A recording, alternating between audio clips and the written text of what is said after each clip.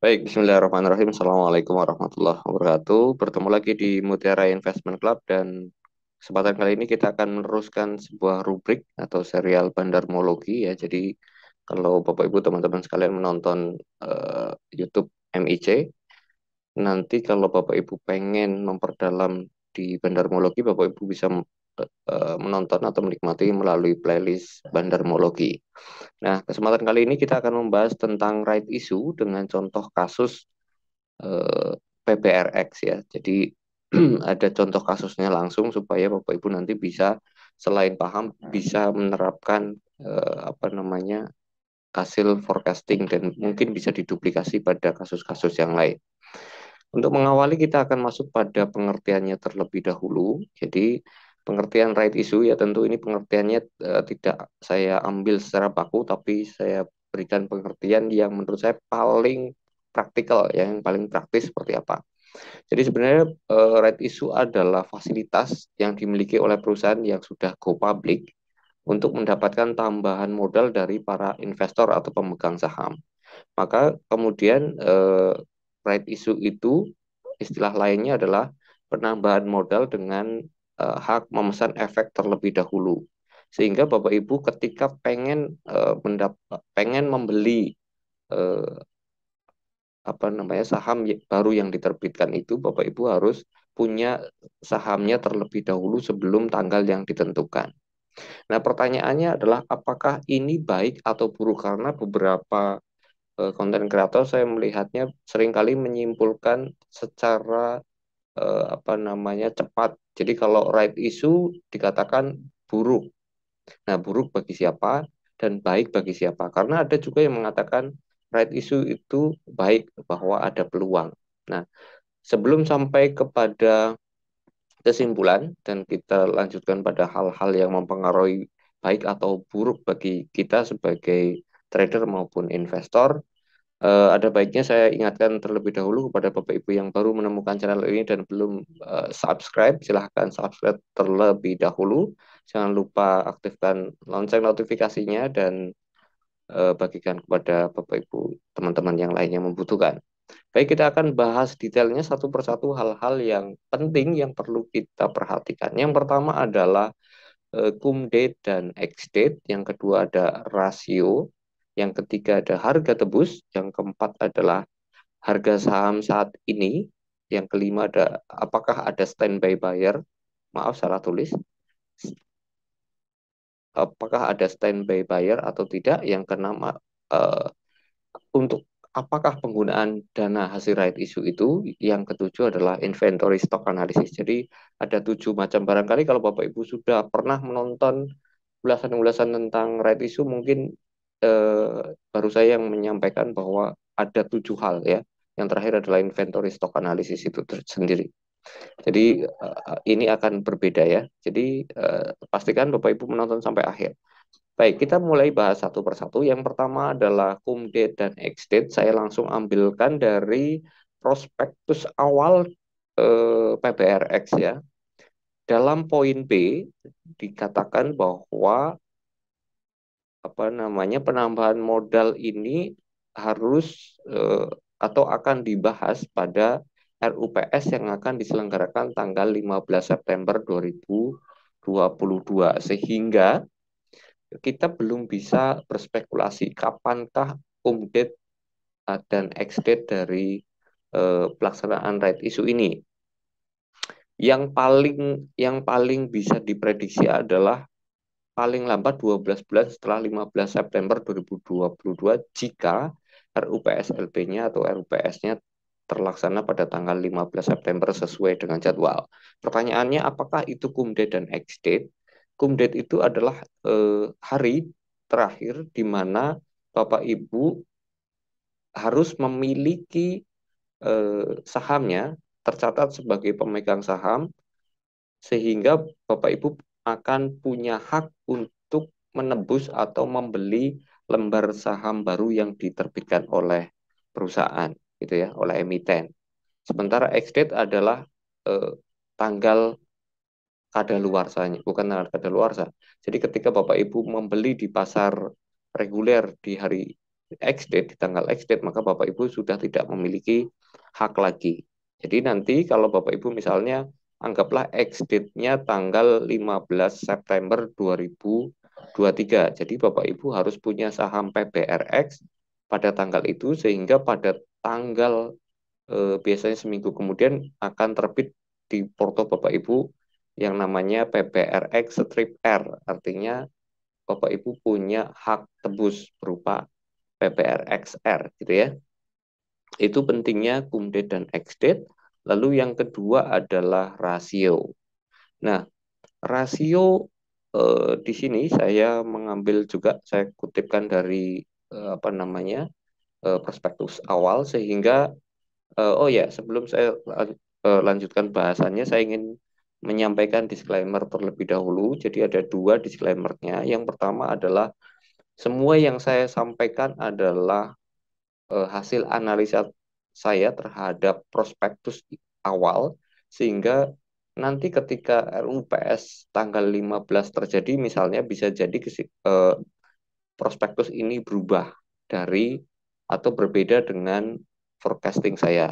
Itu yang pertama. Yang kedua, eh, disclaimer terhadap pergerakan harga sahamnya. Karena saya punya forecast terhadap pergerakan harga saham berdasarkan prospektus awal ini. Jadi semua yang saya sampaikan itu adalah hasil analisa atau forecasting saya pribadi. Jadi tidak ada ajakan jual maupun beli pada emiten ini, gitu ya.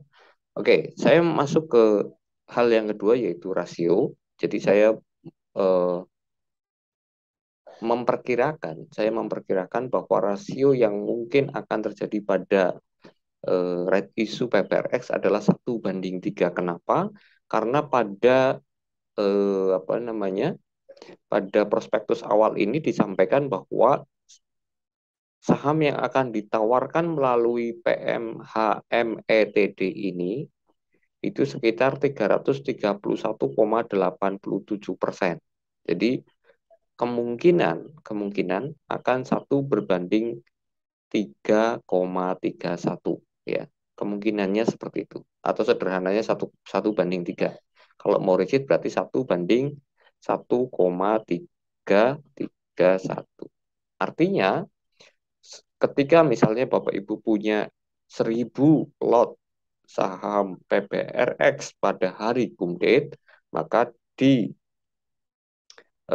hari perdagangan R-nya, Bapak Ibu akan memiliki hak untuk menebus sekitar 3.310 lot saham PBRX. Kira-kira seperti itu.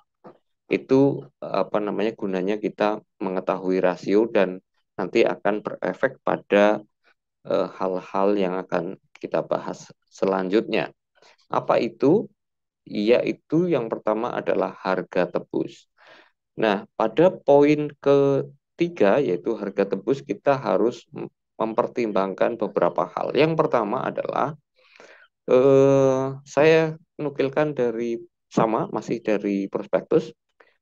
Yang pertama yang harus diketahui bahwa rencana dari RI ini akan meningkatkan modal ditempatkan dan disetor penuh dalam perseroan sekitar 331,87%. Ya, itu satu catatan. Catatan yang kedua adalah sebelum dilaksanakan RI atau PMHMETD ini, perseroan akan meningkatkan apa namanya modal dasar perseroan dari 647 miliar 500 juta rupiah ke 875 miliar rupiah. Oke, ini adalah dua poin penting sehingga ini akan menjadi dasar bagi saya untuk bisa memforecast kira-kira berapakah harga tebusnya. Oke ya, dari dua cuplikan di atas saya tuliskan di sini bahwa modal ditempatkan dan disetor penuh adalah 875 miliar rupiah, sedangkan perusahaan ingin mendapatkan modal 3,31 kali ya, atau 331% ya, sekitar itu. Sehingga dana yang ingin diperoleh adalah 875 miliar dikali 3,31 sama dengan 2,896 triliun. 2,896 triliun. Jika memang benar asumsi yang tertulis di atas. Nah, angka-angka ini akan saya jadikan perhitungan untuk menghitung kira-kira berapa sih harga tebusnya. Maka yang akan saya lakukan adalah 2,896 triliun ini dibagi 21,5 miliar. Angka 21,5 miliar lembar saham adalah angka jumlah lembar saham baru yang akan ditawarkan. Sehingga harga tebus yang menurut saya masuk akal adalah 134 per lembar sahamnya. Nah, ini akan berpengaruh kemana? Ini akan berpengaruh pada forecasting selanjutnya, yaitu misalnya kita seorang investor atau kita seorang trader, maka kita harus mempertimbangkan harga tebus yang kita perkirakan ini ke dalam kondisi saat ini. Jadi pengetahuan keempat yaitu harga saham saat ini ya. Pengetahuan nomor 3 akan berpengaruh pada pengetahuan nomor 4. Pertama, harga saat ini adalah 133 ya. Ini berguna untuk melakukan forecasting terhadap pergerakan harga selanjutnya dan memperkirakan harga teoritisnya. Saya asumsikan saja ya, ini contoh saja, jika harga saham saat ini dianggap wajar, dianggap sebagai harga wajar, walaupun menurut saya masih sangat murah ya. Kalau dilihat dari sisi PBV saja masih 0,2 kali. Artinya kalau misalnya harga wajarnya 1 kali, ini baru 0,2 kali. Tapi anggap saja harga saat ini adalah harga wajar, yaitu 133. Nah, pada saat yang bersamaan kita tahu bahwa akan ada penambahan modal 3 kali dari modal ditempatkan dan disetor penuh saat ini. Maka apa yang Bapak Ibu pikirkan, idealnya harga wajarnya tidak di angka 133, tapi dikalikan 3 sesuai dengan modal yang ditambahkan. Karena modal yang ditambahkan 3 kali, maka harga wajarnya menjadi 133 kali 3. Anggaplah 400. Pertanyaannya adalah, apakah masuk akal jika harga harus naik ke 400, sementara harga tebusnya 134? Mari kita hitung secara sederhana. Jika harga ke 400, sementara rasionya 1:3, maka setiap orang yang punya PPRX di harga 400 punya hak ya, punya hak 1:3. Jadi setiap orang yang punya satu lembar PPRX di harga 400 akan mendapatkan R atau hak tebus sebanyak 3 lembar di harga 133. Dan ini menurut saya 134, dan ini menurut saya sangat fair. Kenapa? Karena efek dilusinya, efek prosentase kepemilikan terhadap keseluruhan saham menjadi tidak terjadi ya, menjadi netral gitu ya. Sehingga harga teoritisnya kemungkinan juga akan berada di harga 133 atau 134.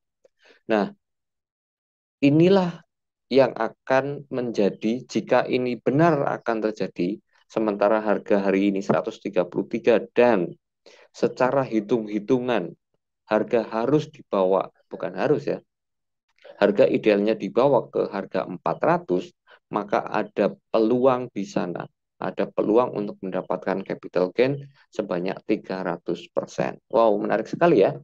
Iya, tapi itu baru sebuah asumsi-asumsi. Artinya masih banyak Jika nomor satu dipenuhi, nomor dua dipenuhi, nomor tiga dipenuhi, nomor empat dipenuhi, artinya nomor satu sampai empat sesuai dengan forecasting kita. Mari kita lanjutkan forecastingnya. Nomor 5, adakah standby buyer? Nah, ini murni belum ada informasi, kecuali Bapak Ibu atau kita atau saya insider mungkin tahu ya bahwa sudah ada standby buyer atau belum. Kalau ada standby buyer, efeknya akan apa? Nah, mari kita bedakan. Kalau kita sebagai seorang trader dan kita tahu rasionya berapa, harga tebusnya berapa, terus kemudian ada standby buyer atau tidak, maka posisinya akan berbeda jika kita seorang trader ataupun jika kita seorang investor retail.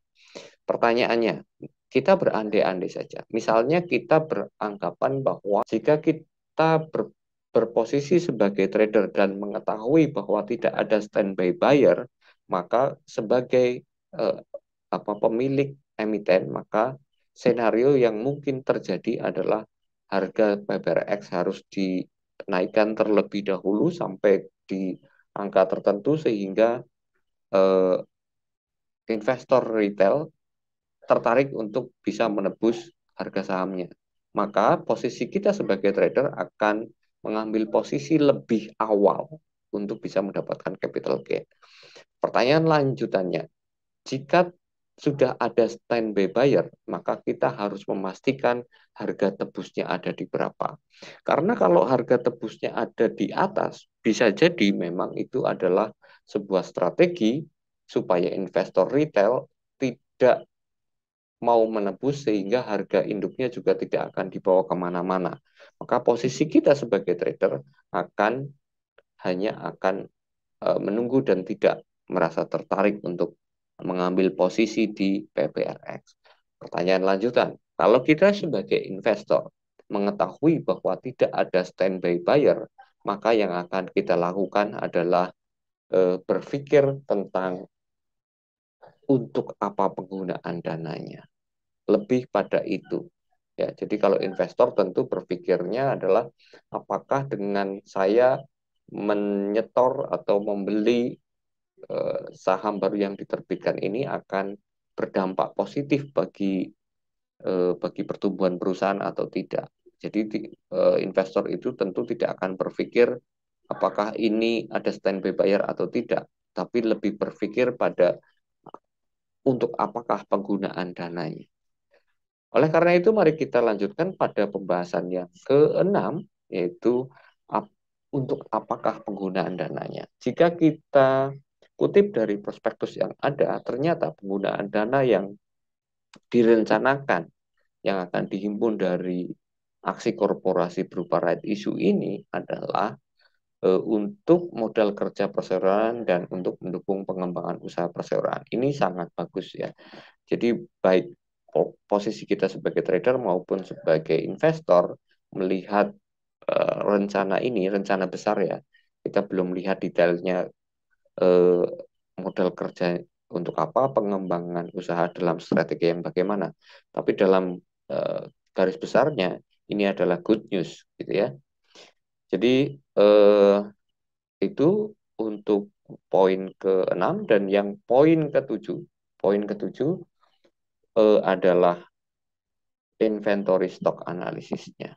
Nah, kenapa kok kita harus menghitung inventory stock analisis? Karena begini, bagaimanapun dalam pergerakan saham yang diperjualbelikan adalah stok ya, berupa inventory, berupa eh, lembar saham.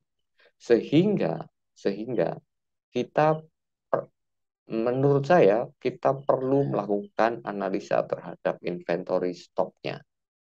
Nah, analisa terhadap inventory stock ini perlu dibekali dengan sebuah pola pikir atau sebuah mindset yang tepat ya. Nah, untuk itulah maka MIC akan mengadakan workshop inventory stock analysis batch kedua yang kemungkinan kita akan adakan pada pertengahan Oktober. Sehingga ini nanti akan kita bahas secara detail ada pada acara workshop itu. Jadi nanti kalau Bapak Ibu teman-teman sekalian pengen mengikuti workshopnya, bagaimana mendapatkan informasinya, silahkan join di grup Mutiara Investment Club melalui link yang akan saya cantumkan pada kolom deskripsi. Gitu ya. Jadi kesimpulan sementara kesimpulan sementara dari poin 1 sampai dengan 6, sementara berdasarkan prospektus awal bahwa right issue PPRX ini cukup menarik karena kesimpulan sementaranya kemungkinan akan ada upside dari harga 133 hari ini sampai dengan cum date-nya harga PPRX akan menuju ke 400 gitu ya. Tapi sekali lagi ini disclaimer on ya. Nah, silakan Bapak Ibu pelajari sekali lagi dan nanti kita pastikan setelah RUU PSLB-nya digelar. Kalau RUU PSLB-nya digelar, silakan Bapak Ibu tonton kembali video ini, apakah forecast-nya sesuai atau tidak, dan itu mungkin akan bisa digunakan oleh Bapak Ibu untuk mengambil keputusan apakah akan ikut membeli PPRX sampai dengan cum date atau justru mengabaikannya. Saya kira itu yang bisa saya sampaikan. Terima kasih sudah menonton sampai akhir. Jangan lupa like, comment, subscribe, dan apabila ada hal-hal yang berbeda dengan forecasting saya, silahkan komen pada kolom komentar di bawah. Saya tunggu, insya Allah akan saya balas jika Bapak Ibu komen di bawah. Sekali lagi, saya ucapkan terima kasih. Saya akhiri. Assalamualaikum warahmatullahi wabarakatuh.